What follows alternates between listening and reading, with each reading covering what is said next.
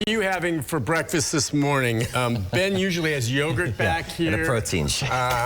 We'll see if that's safe to eat, I guess, right? Let's find because out. Apparently we may want to reconsider after what Jennifer Krause has to tell us here this morning. So what's wrong with what these two guys are eating, Jen? Nothing. Well, probably nothing much. And, I did hear you talking about tomatoes. I did just pull these out of my garden. Tomatoes, probably pretty good for you. But, there are certain foods that can hide bacteria in them, and that bacteria can make you really sick. Now, you don't have to entirely eliminate these foods from your diet, but you really should take steps so that you and your family stay healthy.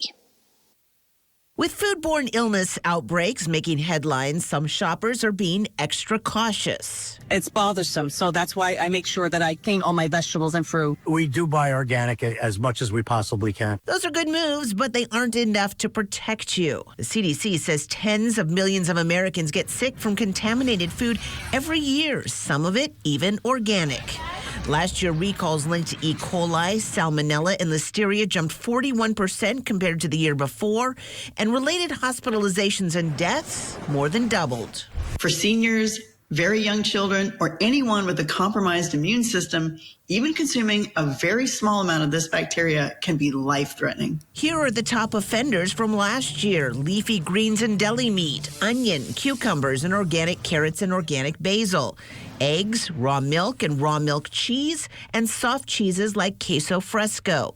Contamination can happen anywhere along the food chain, on the farm, during processing, even in your own kitchen. Recent budget cuts could limit what the food agencies can do.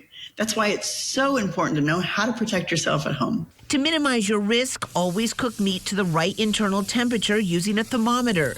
Use separate cutting boards for raw meat and produce. Clean your surfaces thoroughly and skip rinsing raw meat, which can spread bacteria. Also, store meat on the lowest shelf in the fridge and never leave food out for longer than 2 hours or 1 hour if it's hot outside.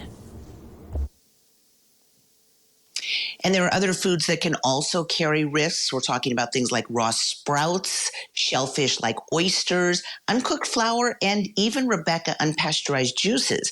Those have all been linked to recent outbreaks.